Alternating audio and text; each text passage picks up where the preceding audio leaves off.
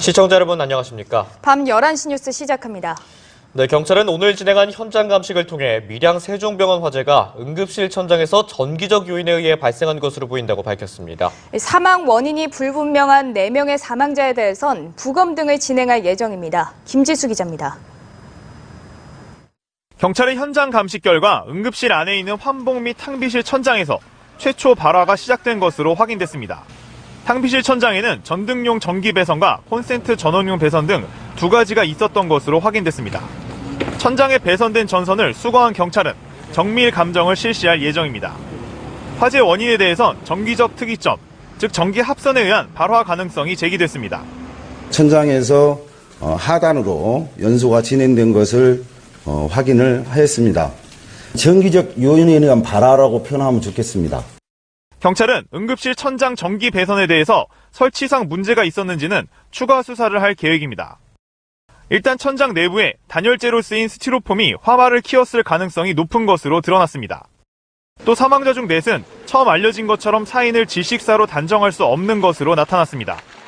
경찰은 사인 규명을 위해 부검을 포함한 여러 가지 방안을 검찰, 유족과 함께 협의할 계획입니다. 화재 당시 손이 묶여있던 환자와 관련해 경찰은 10여 명의 환자가 신체 보호대를 사용하고 있었다는 진술을 확보했다고 밝혔습니다. 경찰은 추가 감식을 통해 소방 설비를 점검하는 한편 연기가 빠르게 퍼진 원인에 대해서도 조사할 계획입니다. 연합뉴스TV 김지수입니다. 화재 참사가 벌어진 밀양 세종병원 입원 환자들 가운데 상당수가 신체 보호대에 한 손이 결박돼 있어 초기 구조 활동에 차질을 초래한 것으로 드러났습니다. 구조대가 결박을 푸는데 시간이 걸려 중환자들이 유독가스를 들이마시는 바람에 희생자가 크게 늘었습니다. 정윤덕 기자입니다. 촌각을 다투던 밀양 세종병원 구조 현장. 119 구조대원들은 입원 환자들을 둘러 엎거나 부축해 건물 밖으로 탈출시켰습니다. 하지만 유독 3층 중환자실에서는 구조 활동이 더뎠습니다. 환자들이 신체 보호대를 착용해 한쪽 손이 침대에 묶여 있었던 탓입니다. 신체 보호대는 노인 환자들의 낙상 등을 막기 위한 것이지만 구조 활동에 지연을 초래해 생존에 치명적일 수 있습니다. 한두 분 정도를 제외한 나머지는 한쪽 손, 특히 왼쪽, 나머지 한쪽 손은 링겔을 꽂고 있기 때문에 사이드 레일 쪽과 손목과 한 개가 묶어져 있는 상황인데 거기서 결박을 푼다고 구조하는데 조금 지체는 된 건 사실입니다. 소방당국이 파악한 바로는 3층 중환자실에 모두 21명이 입원해 있었습니다. 이 중 20명 가까이가 한쪽 손을 묶인 채 있었던 것입니다. 구조대장은 이 결박을 푸는데 한 사람당 최소 30초 이상 걸렸고 당시에는 이미 유독가스가 3층까지 확산된 상태였다고 설명했습니다.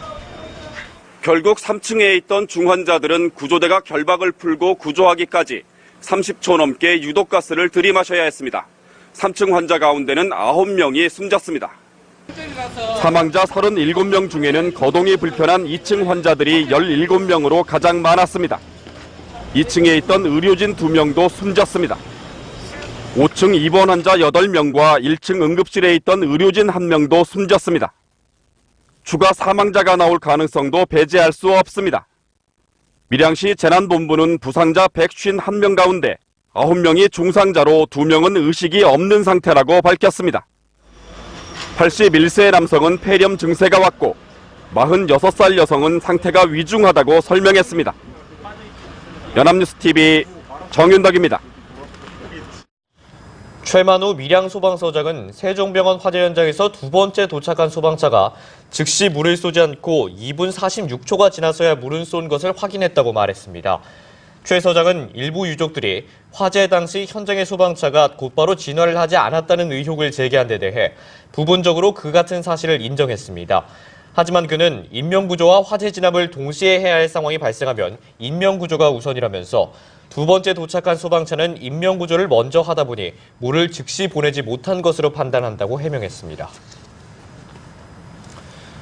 네, 이번 밀양 세종병원 참사 당시 불이 난 일반 병원과 요양병원이 붙어있는 구조여서 피해가 더 커지지 않을까 우려됐었는데요. 불행 중 다행으로 요양병원 환자들에 대한 구조와 대피 작업이 비교적 신속하게 이루어져서 더 큰 참화는 면했다는 평가입니다. 박현우 기자입니다. 한밤중 난 불로 병원 안에서 생활하던 노인 21명이 숨진 2014년 장성 요양병원 화재. 당시 불은 6분 만에 진화됐지만 거동이 불편하거나 치매를 앓아 스스로 대피하기 어려운 노인들이 유독가스를 들이마셔 피해가 컸습니다. 이번 밀양 세종병원 화재 직후에도 일반 병원과 요양병원이 붙어있는 구조라는 사실이 알려지며 특히 요양병원에 입원 중인 어르신들에 대한 피해가 커지는 것 아니냐는 우려가 나왔습니다. 불길이 직접적으로 요양병원으로 번지지 않더라도 과거 장성 참사 때처럼 거동이 불편한 어르신들이 연기로 인해 화를 입을 가능성을 배제할 수 없었던 상황.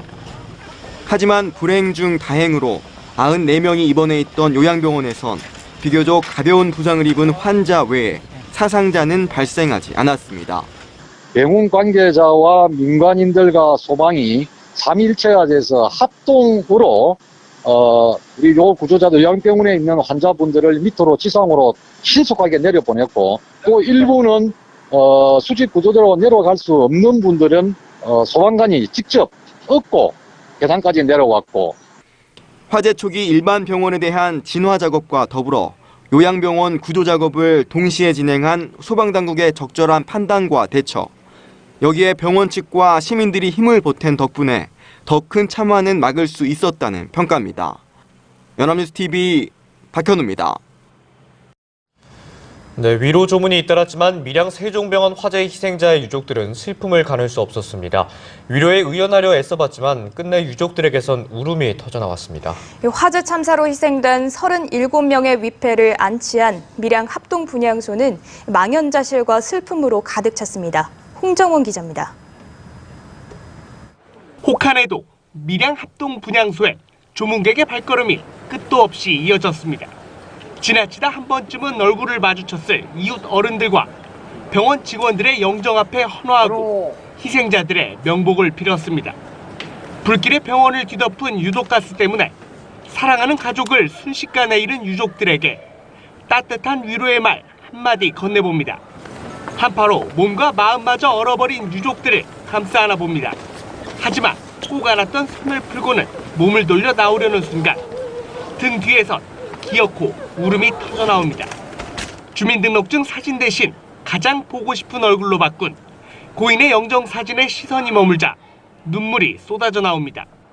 다시는 볼 수 없는 곳으로 떠나간 엄마 생각이 머릿속을 스치면서 의연하려 애써봤던 노력은 한순간 물거품이 돼버렸습니다.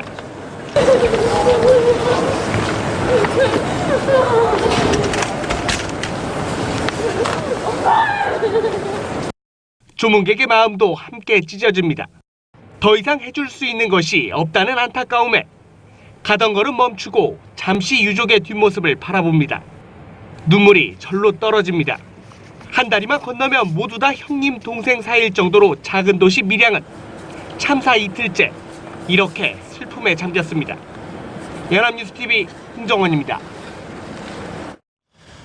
네, 경남 밀양 세종병원 참사의 유가족 상당수가 여전히 빈소를 구하지 못해 장례를 치르지 못하고 있습니다. 유가족 중 일부는 일단 사고 이튿날 마련된 합동 분향소에서 고인을 기리고 있지만 대책 마련이 시급하다는 지적입니다. 곽준영 기자입니다. 밀양 세종병원 화재 참사 희생자에 대한 합동 분향소가 마련된 첫날, 사고 유가족들이 한켠에 앉아 조문 행렬을 바라봅니다. 한순간에 가족을 잃었다는 상심도 상심이지만 장례를 치러야 할 빈소 대신 이곳을 찾았다는 것에 마음이 더욱 무겁습니다. 가까이 있는 가족들은 괜찮은데 친척들한테 그런 건 연락을 못 해요. 왜냐하면 빈소를 못 찾기 때문에. 그 며칠 오라 소리도 못 해요. 세종병원 참사로 37명의 안타까운 희생자가 발생했지만 밀양 시내의 장례식장이 턱없이 부족해 유가족들이 애를 태우고 있습니다. 밀양에는 총 7곳의 장례식장이 있는데 한 곳당 갖추고 있는 빈소의 수는 3개에서 4개 정도라 모두 다 합쳐도 20여 개에 불과합니다. 때문에 현재까지 숨진 37명의 유가족 중 26가족만이 빈소를 확보했고 나머지 가족은 빈소가 나오기만을 기다리고 있습니다. 당국은 일단 급한 대로 임시 빈소를 마련키로 했습니다. 유가족이 원할 경우에는 임시로 원하는 장소에 저희들이 빈소를 준비해드리기로 그렇게 추진을 하고 있습니다. 화재 참사 부상자 중 위독한 환자도 있어 사망자는 더욱 늘어날 수도 있는 만큼 부족한 빈소에 대한 대책 마련을 서둘러야 한다는 목소리가 나옵니다. 연합뉴스TV 곽준영입니다. 네, 이번 밀양 참사로 유명을 달리한 37명 모두 각자 안타까운 사연이 있을 텐데요. 화재 발생 직후 자기 몸을 돌보지 않고 마지막 순간까지 환자 곁을 지키다 숨진 간호조무사의 사연이 알려지면서 안타까움을 더하고 있습니다. 정인용 기자입니다. 앳된 얼굴로 밝게 웃고 있는 사진 속 여성. 이제는 고인이 된 37살 김라희 씨입니다. 2011년부터 밀양 세종병원에서 간호조무사로 일해왔던 김 씨는 화마가 병원을 삼켰을 당시 병원에서 근무 중이었습니다.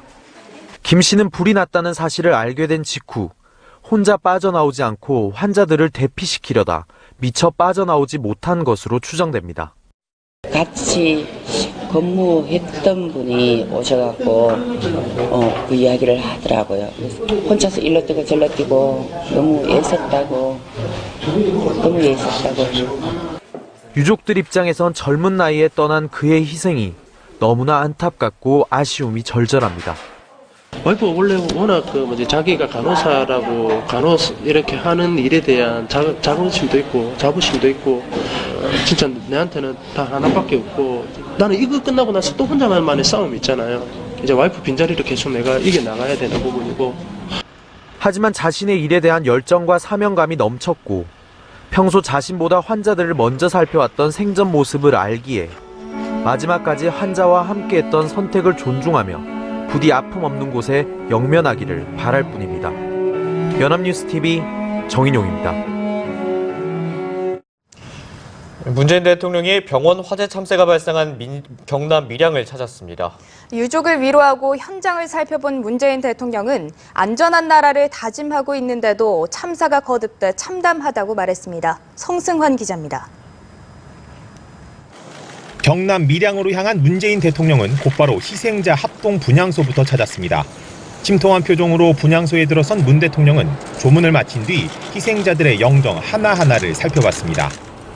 황망하게 가족을 잃은 유족들은 문 대통령을 보자 참아왔던 눈물을 터뜨리며 오열하기도 했습니다.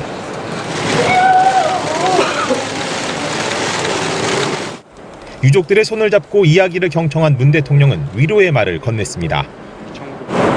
내년이 아니라 당장부터 하는 일을 하겠습니다.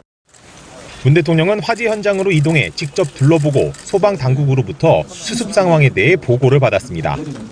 네, 정부가 안전한 나라를 다짐하고 있는데도 이렇게 참사가 거듭되고 있어서 참으로 참담하고 또 마음이 아픕니다. 국민들께도 참으로 송구스러운 그런 심정입니다. 이어 원인 규명이 제대로 되어야 재발을 막을 수 있다며 정확한 원인 파악에 최선을 다해줄 것을 당부했습니다. 특히 요양병원과 일반 병원이 화재 방제 시설 규제에 차이가 있다면서 대책 마련을 주문했습니다. 자력으로 탈출하기가 어려운 그런 분들이 많았던 것이 있는 것 같습니다. 근무를 이용하는 어떤 이용자의 상황 실태에 따라서 이 안전관리 의무가 제대로 부과되어야 되지 않을까 생각하고요. 문 대통령은 유가족들이 장례 지원 등 사후 조치에 있어서 안타까운 마음을 갖지 않도록 각별히 챙기라고 지시했습니다. 연합뉴스TV 성서환입니다. 경남 밀양 세종병원 화재 참사를 둘러싼 정치권의 책임 공방이 가열되고 있습니다.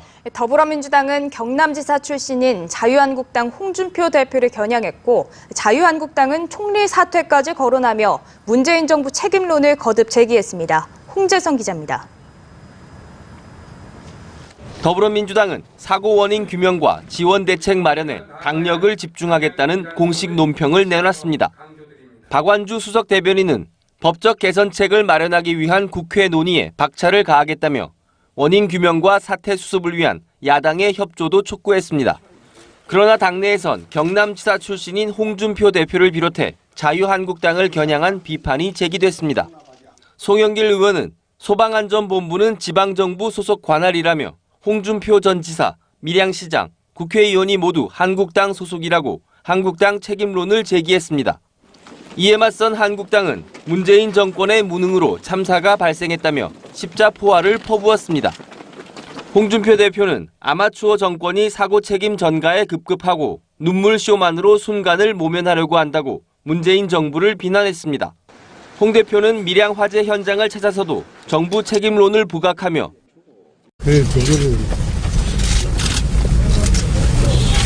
정부가 아마추어가 되다 보니까 예방행정은 몰라요. 국무총리 사퇴까지 거론했습니다. 국민의당은 정부의 안전불감증을 거듭 지적했습니다. 이행자 대변인은 정부의 반복되는 안전불감증이 한탄스럽다면서 문재인 대통령은 어떻게 이번 사고를 책임질 것이냐고 목소리를 높였습니다. 바른정당도 정부는 무한 책임의 자세로 임해야 한다고 촉구했습니다. 연합뉴스TV 홍재성입니다. 네, 북한 체육 관계자로 구성된 박람 선발단이 오늘 2박 3일간의 일정을 모두 마쳤습니다. 북한 선수들의 숙소와 태권도 시범 공연장 등을 꼼꼼히 살폈는데요. 북측은 잘 해주리라 믿는다며 신뢰를 보이기도 했습니다. 강민경 기자입니다. 윤용복 체육성 부국장이 이끄는 8명의 북한 선발대가 평창 숙소와 경기장을 점검한 데 이어 서울 숙소와 공연장도 살펴봤습니다. 점검단은 숙소의 객실 상태 등을 살펴보며 태권도 시범단의 서울 동선을 미리 살폈습니다. 서울 공연 후보지인 MBC 상암홀에서는 공연 환경을 점검하는 데 많은 시간을 할애했습니다. 선발대는 시설과 좌석수, 음향과 바닥 재질 등을 꼼꼼하게 확인한 뒤 만족스러움을 나타냈습니다. 무대는 안 보겠습니다. 네. 누군지 다 준비를 잘 해주시라고 생각하고 있습니다. 그래서 대기실로 가겠습니다. 북측 점검단은 남북교류에 기대감을 보이면서 여유 있는 모습을 보이기도 했습니다. 점검단은 공연장에 객석수를 더 넣어줄 수 없냐고 요청하면서 남과 북이 좋아서 하는 공연에 안전 문제가 있겠냐고 말했습니다. 북한함이 좋아서 앞에서 하는 공연인데 무슨 안전이 있겠습니까? 네. 공연장 점검을 마지막으로 박람 일정을 마친 선발대는 파주 남북출입사무소를 거쳐 경의선 육로를 통해 북으로 귀환했습니다. 2박 3일간의 박람 일정 동안 경찰은 점검단의 주변 경계를 강화했으며 다행히 특별한 충돌 상황은 빚어지지 않았습니다. 남북은 앞으로 판문점 연락 채널을 통해 금강산 합동 문화행사와 마식령 스키훈련 등 추후 일정을 협의해 나갈 방침입니다. 연합뉴스TV 강민경입니다. 네, 북한이 평창올림픽 개막 전날 열병식을 개최할 것으로 보이면서 한반도 정세를 우려하는 목소리가 커지고 있습니다. 특히 북한이 열병식 때 선보이는 미사일들을 차례로 시험 발사할 경우 한반도는 또다시 경랑 속으로 휘말릴 것으로 보입니다. 이봉석 기자입니다. 북한은 작년 4월 김일성 생일기념 열병식 때 신무기 7종을 선보인 이후 차례로 시험 발사에 나섰습니다. 북한이 작년 7월 2차례나 시험 발사했던 ICBM급 화성 14형도 이 가운데 하나입니다. 무진막강한 자립적 국방 공업의 위력에 대한 1대 시비이며 세계를 두고 강력한 국방력을 갈망해온 우리 공화국의 역사에 특기할 대경사. 북한이 다음 달 8일 건군 70주년에 맞춰 열병식을 연다면 ICBM급 미사일 등 신무기를 대거 선보일 것으로 관측됩니다. 조명균 통일부 장관은 북한의 열병식이 상당히 위협적인 행사가 될 가능성이 높다고 말했습니다. 특히 한미양국이 평창 올림픽 이후로 연기했던 합동 군사훈련을 재개한다면 북한은 여기에 반발해 작년처럼 열병식에 선보인 신무기들을 차례로 발사할 것으로 보입니다. ICBM급인 화성 14형이나 15형, 한 번도 발사하지 않은 신형 잠수함 발사 탄도미사일 SLBM인 북극성 3형 등의 발사 가능성이 제기됩니다. 이럴 경우 한미를 비롯한 국제사회는 한층 강력한 대북 제재 카드를 꺼내들고 미국 조야에서는 군사 옵션을 주장하는 목소리가 커질 수 있습니다. 북한 열병식이 평창 이후 한반도 정세에 끼칠 악영향에 대해 우려의 목소리가 나오는 이유입니다. 연합뉴스TV 이봉석입니다.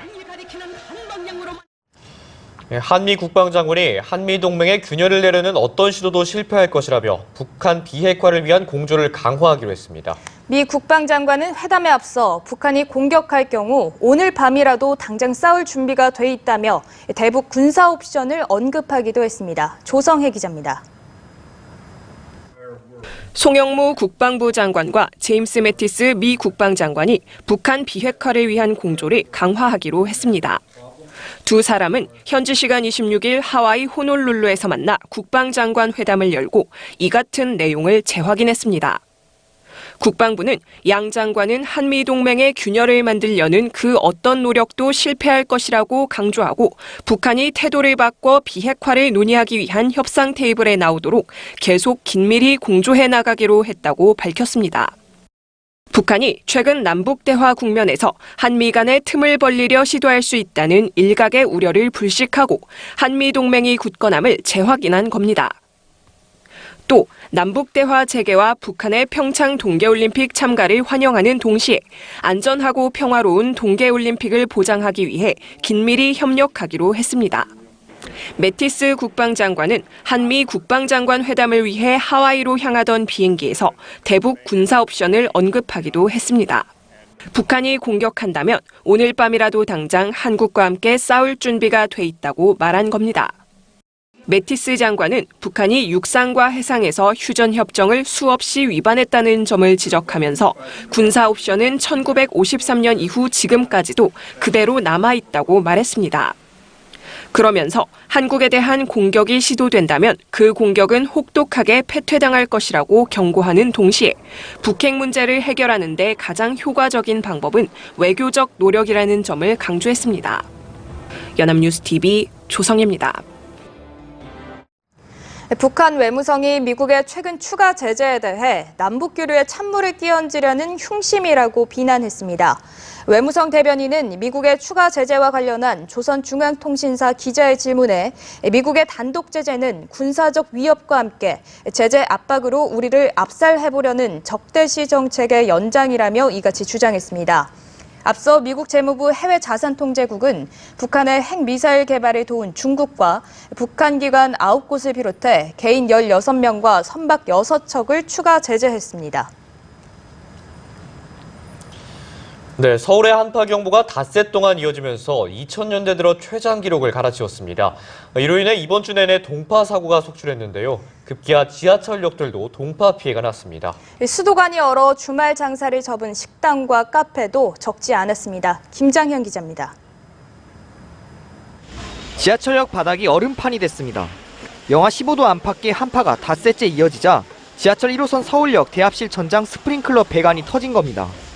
새벽 5시부터 누수된 물로 순식간에 바닥이 얼어붙었고 엘리베이터도 작동을 멈췄습니다. 지하철 홍대 입구역에서도 같은 사고가 났습니다. 지하철역 천장 수도관도 강추위로 동파됐고 이 사고로 떨어진 물로 바닥은 얼음판이 됐습니다. 아침 8시쯤 발생한 동파 사고로 역 관계자들은 바닥에 매트를 깔고 염화칼슘과 모래까지 뿌리는 등 응급조치에 나섰습니다. 경의중앙선 용산역에서도 오후 2시 반쯤 역 건물의 스프링클러 동파로 샘물이 흘러들어 긴급조치를 했습니다. 또 지하철 역삼역 앞 인도도 얼음판이 되는 등 시내 곳곳에서 시민들의 불편이 이어졌습니다.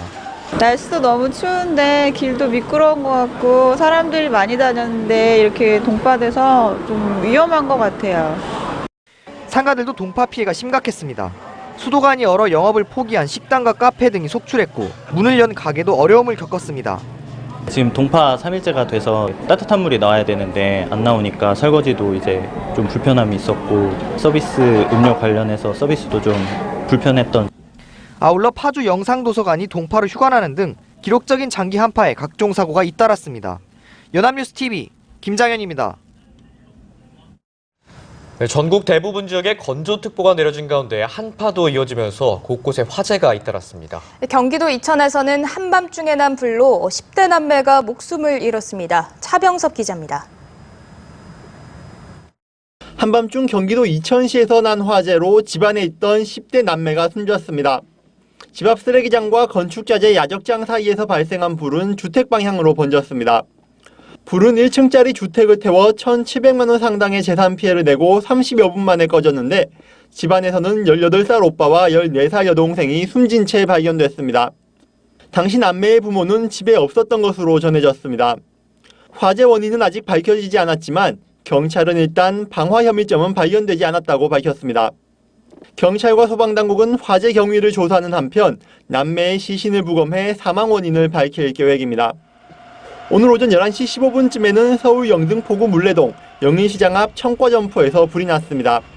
불은 출동한 소방당국에 의해 1시간 반 만에 꺼졌는데 다행히 인명피해는 없었습니다.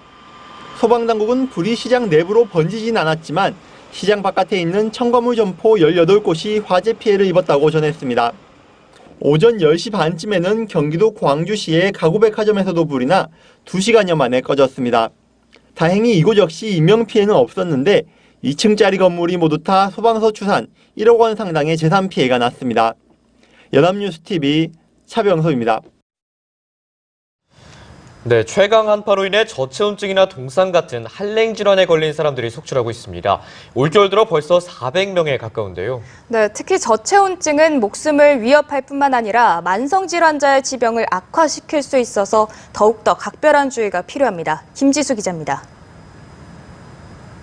지난해 12월부터 이달 25일까지 발생한 한랭 질환자는 384명, 이 중 8명은 저체온증으로 목숨을 잃었습니다. 사망자는 한파가 이어졌던 지난해 12월 3일부터 16일 사이에 7명이 나온 후 추가 발생하지 않다가 올겨울 들어 최강 한파가 시작된 이번 주 1명이 더 늘었습니다. 384명 환자 중 저체온증이 291명, 동상은 77명, 동창은 3명이었습니다. 나이대별로 보면 50대가 70명으로 가장 많았고 80대, 60대, 70대 순으로 중장년층 환자가 집중됐습니다. 이 연령대는 기초대사량이 낮아 열 생산이 적은 데다 고혈압, 당뇨와 같은 만성질환을 겪는 경우가 많기 때문입니다. 그만큼 체온 보호에 더 신경 써야 합니다. 특히 만성질환자는 지병이 악화할 수 있어 더 치명적일 수 있습니다. 중장년층, 특히 만성질환을 가지고 계신 분들과 또 노년층, 그리고 직업적으로 실외에서 활동을 많이 해야 되는 분들은 특히 방 안에 신경을 쓰고 정기적으로 실내에 들어와서 몸을 녹이는 등의 그런 주의를 꼭 기울여야 된다고. 추위에 약한 사람들은 가급적 외출을 피해야 하지만 외출해야 한다면 외투뿐 아니라 모자와 장갑을 반드시 착용해 혈액 공급이 잘 안 되는 손과 발, 머리를 따뜻하게 해줘야 합니다. 연합뉴스TV 김지수입니다. 네, 이 같은 추위에 우리나라뿐만 아니라 전 세계가 지독한 독감을 앓고 있습니다. 미 보건당국은 2009년 유행했던 신종플루 이후 약 10년 만에 최악의 상황이라면서 독감으로 숨진 어린이만 최소 37명에 이른다고 밝혔습니다.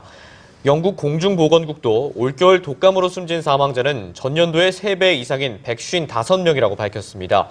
일본 전역 의료기관에서 지난주 독감 진단을 받은 환자 수는 283만 명으로 일주일 전에 비해 65.4% 늘어났고 휴교한 학교도 약 7,500곳으로 전주보다 47배나 늘었습니다. 중국 신화통신은 앞서 지난 12일 올겨울 독감 감염자가 이전 3년에 비해 71%나 늘었다고 보도했습니다. 네, 1년 가까이 이어진 사법부 블랙리스트 의혹 재조사의 파문이 거셉니다. 네, 이를 계기로 사법부가 거듭나겠다는 의지를 내비친 김명수 대법원장의 사법개혁도 시험대에 오른 모습입니다. 김민혜 기자입니다. 지난해 법원 행정처가 판사들의 성향 등을 문건으로 정리했다는 사법부 블랙리스트 의혹. 사실 묵은 결과에도 끊이지 않는 논란에 결국 재조사로 이어졌고 추가 조사위는 일선 판사들의 동향을 파악한 문건 등이 있다는 조사 결과를 내놨습니다. 블랙리스트 성격인지 여부를 떠나 일부에선 국정원 수준이라는 말까지 나오며 법원 안팎의 충격파는 거셌습니다. 특히 원세훈 전 국정원장의 항소심 선고 전후로 청와대와 교류가 있었다는 정황까지 드러나며 사법부 비난 여론도 커졌습니다. 파문이 거세지자 김명수 대법원장은 서둘러 법원 스스로 쇄신하겠다는 의지를 드러냈고 신임 법원 행정처장 임명은 후속 조치 논의를 위한 사실상의 첫 단추가 됐습니다. 새로 취임하실 처장님과 그리고 그 다른 여러분의 의견을 듣고 차근차근하게 진행하겠습니다. 세 번째 조사가 불가피해진 상황에서 김 대법원장은 행정처 조직 개편 등 근본적인 제도 개선책을 마련하겠다고 밝혔습니다. 이번 파문을 수습하기 위한 일련의 대책이 김명수호 사법개혁의 기폭제가 될 수 있다는 관측이 나오는 이유입니다. 대법원에 쏠린 시선이 어느 때보다 매서운 가운데 김 대법원장이 사법부 신뢰를 되찾는 묘수를 내놓을지 관심이 뜨겁습니다. 연합뉴스TV 김민혜입니다. 네, 법원의 이 같은 셀프 조사의 성패는 원세훈 재판에 청와대가 개입했다는 의혹이 얼마나 규명되는지에 달렸습니다.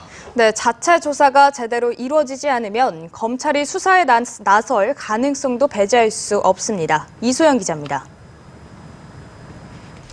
원세훈 전 국정원장의 대선 개입 사건에 대한 대법원 판결을 앞두고 법원행정처와 청와대가 교감한 문건이 발견됐다는 추가조사위원회의 발표는 사법 신뢰에 큰 타격을 줬습니다. 당시 대법관들은 사실무근이라며 유감을 표했지만 이 부분 조사를 요구하는 목소리는 사그라들지 않고 있습니다.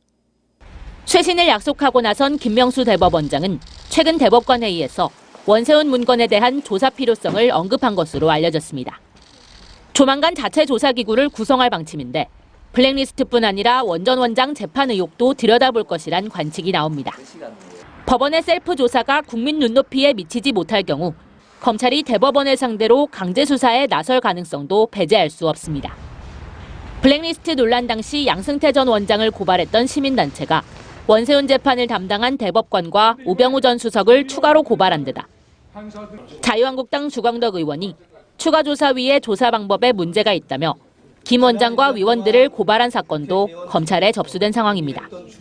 검찰은 대법원의 조치 발표에 대해 별다른 입장이 없다면서도 사건의 추이를 지켜보고 수사 진행 여부를 검토하겠다고 밝혔습니다.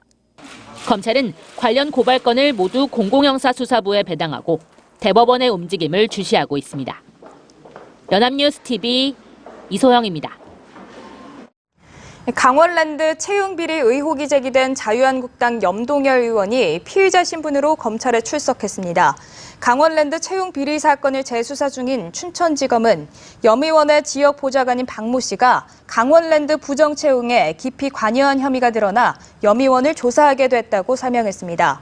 검찰은 관련 조사를 마치는 대로 염 의원의 처벌 여부를 결정할 방침입니다. 교장 자격증이 없는 평교사에게도 기회를 주는 교장 공모제 확대를 놓고 교육계가 시끄럽습니다. 찬반 양측 여론전에 청와대 홈페이지에도 청원 글들이 줄을 잇고 있습니다. 강은나래 기자입니다. 교장 공모제를 두고 청와대 국민청원 게시판에서 갑론을박이 벌어졌습니다.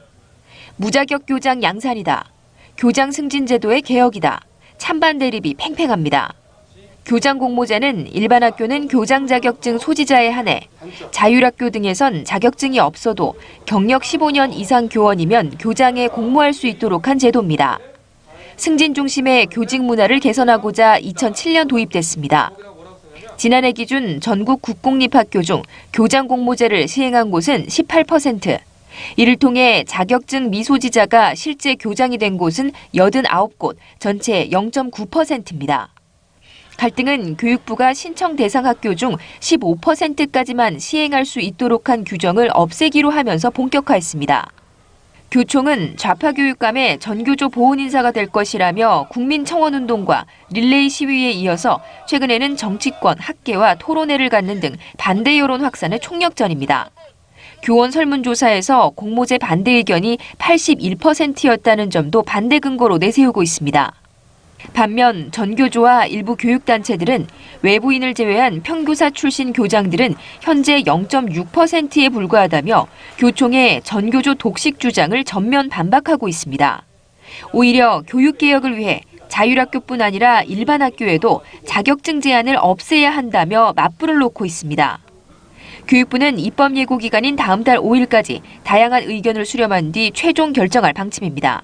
연합뉴스TV 강은나래입니다. 가상화폐 다단계 사기를 벌인 채굴기 운영대행업체 마이닝맥스에 투자했다 손해를 본 피해자들이 검찰의 신속한 수사를 촉구했습니다. 이른바 마이닝맥스 사태 피해자 300여 명은 오늘 서울역 광장에서 집회를 열고 마이닝맥스 박모 회장이 지분 100%를 소유한 계열사가 피해자들의 소유인 채굴기와 암호화폐를 돌려주지 않고 있다고 주장했습니다. 이들은 계열사의 대표도 구속하는 등 검찰이 공정하고 신속하게 수사해야 한다고 밝혔습니다. 일본에서 580억 엔 규모의 가상화폐 해킹 사고가 발생했습니다. 피해 규모가 우리 돈으로 5,600억 원 가량으로 역대 최고 수준입니다. 도쿄에서 김병규 특파원입니다. 일본의 최대 가상화폐 거래소 중 하나인 코인체크가 해킹을 당해 580억 엔 상당의 가상화폐를 도난당했다고 발표했습니다.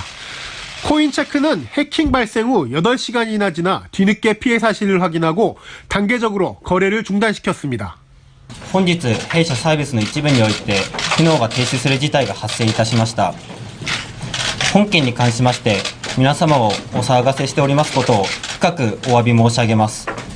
코인체크가 보상을 검토하겠다고 말했지만 이곳에 자산을 맡긴 투자자들은 불안감을 감추지 못하고 있습니다. 코인체크가 관리하는 고객 자산은 우리 돈 수조 원 규모인 것으로 알려졌습니다. 대부분의 거래가 정지돼 언제 재개될지 모르는 상황입니다.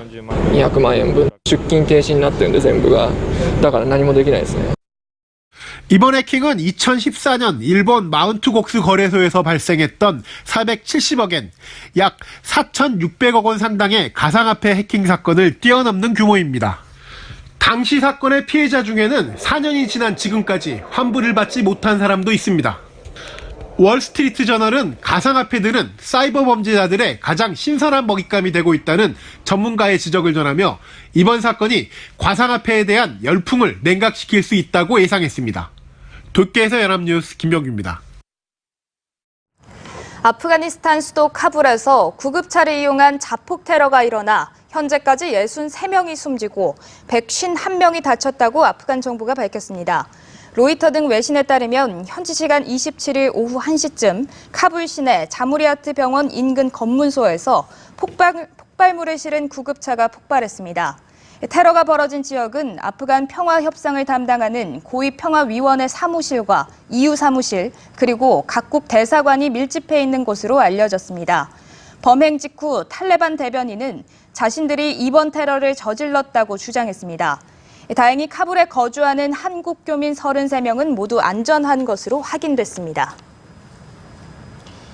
배출가스 조작 사기극을 벌인 독일 자동차 업체 폴크스바겐이 원숭이들을 가둬놓고 가스를 맡게 하는 실험까지 한 것으로 전해졌습니다.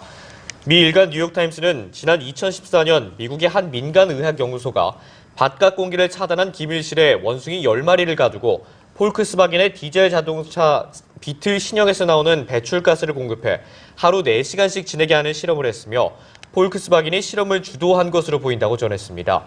독일 언론은 배출가스 문제가 엽기적 수준까지 갔다며 개탄했고 폴크스바겐 측은 비판은 엄중하게 받아들인다고 밝혔습니다. 네, 박항서 감독이 이끄는 베트남 축구대표팀이 아시아축구연맹 23세 이하 챔피언십 결승에서 우즈베키스탄에 아쉽게 패했습니다. 그러나 동남아 축구 최고 성적인 준우승을 이끈 박항서 감독은 일약 베트남의 국민 영웅으로 떠올랐습니다. 차지연 기자입니다. 폭설이 내린 중국 창저우에서 베트남 대표팀은 우즈베키스탄과의 결승에 나섰습니다. 눈이 하얗게 쌓인 그라운드에서 수없이 미끄러지고 넘어지면서도 베트남 선수들은 이를 악물고 뛰었습니다. 전반 7분 우즈베키스탄에 선제골을 내줬지만 베트남은 이번 대회 내내 불태운 투지를 다시 한번 발휘했습니다. 전반 39분 응우옌 꽝하이가 그림 같은 프리킥골로 동점을 만들었습니다.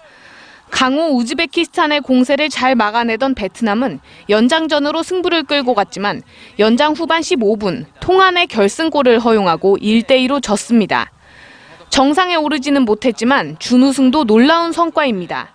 베트남은 물론 동남아 국가가 아시아 축구 무대에서 기록한 사상 최고의 성적입니다.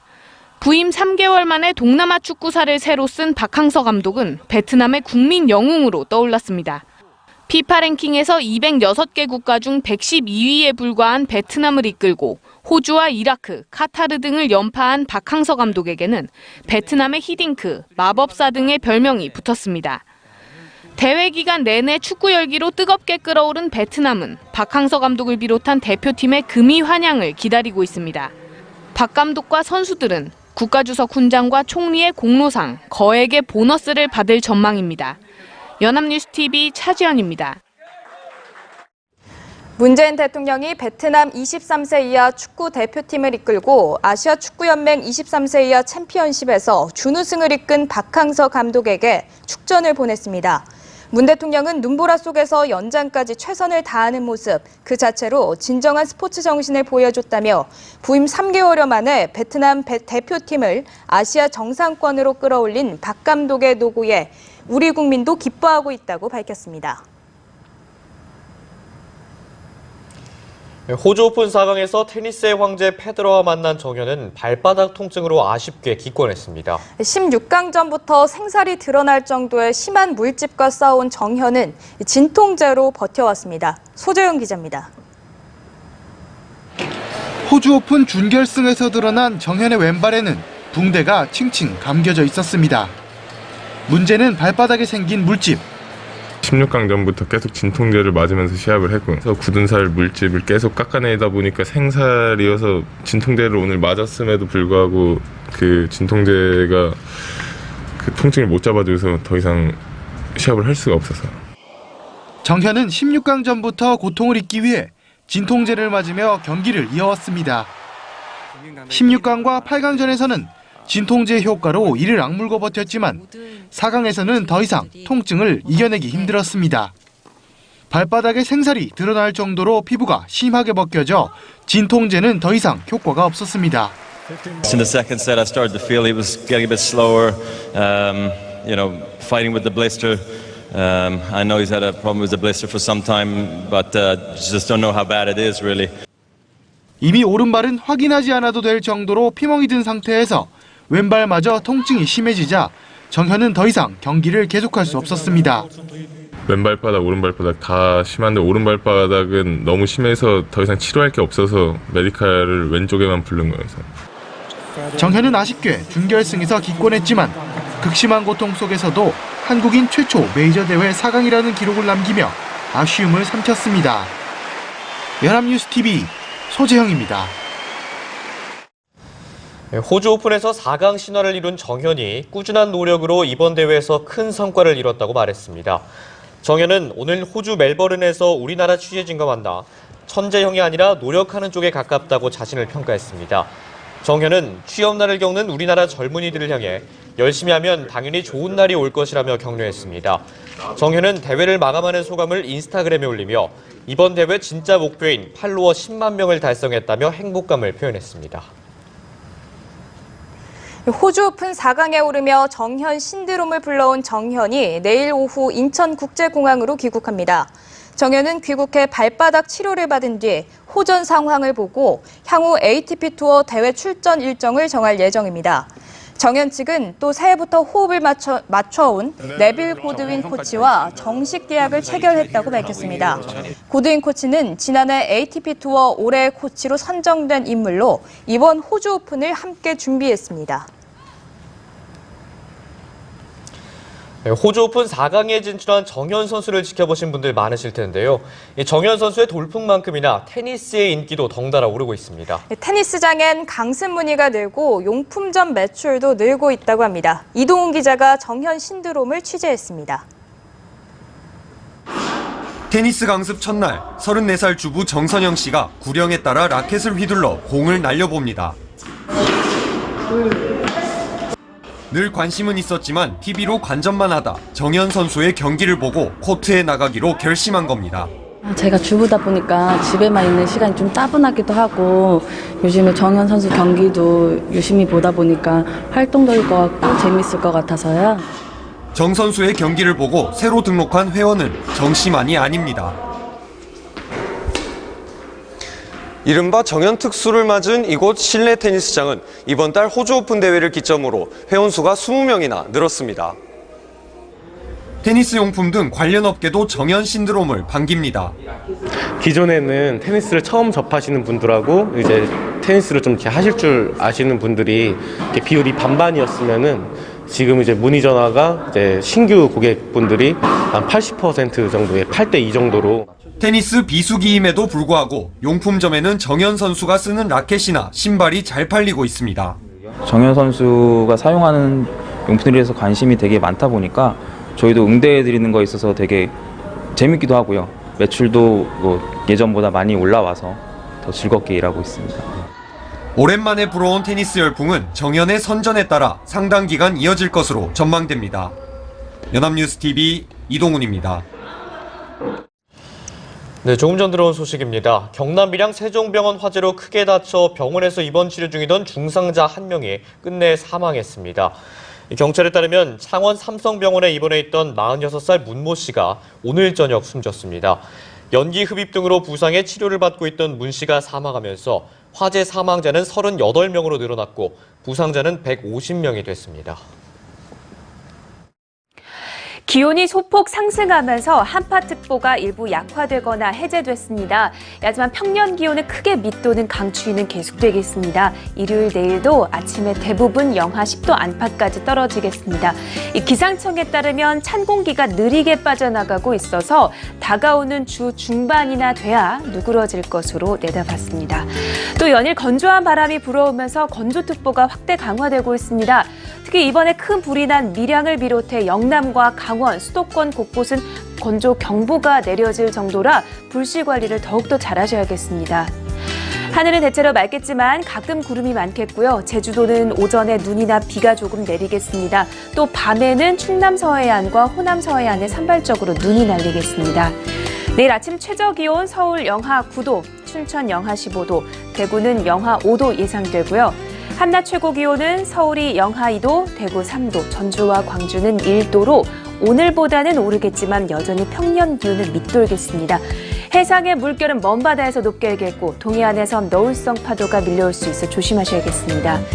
주 중반에는 서울도 영상권에 들면서 평년 기온을 되찾겠습니다. 하지만 이후에는 또 한 번 북쪽 한기가 밀려올 가능성이 있습니다.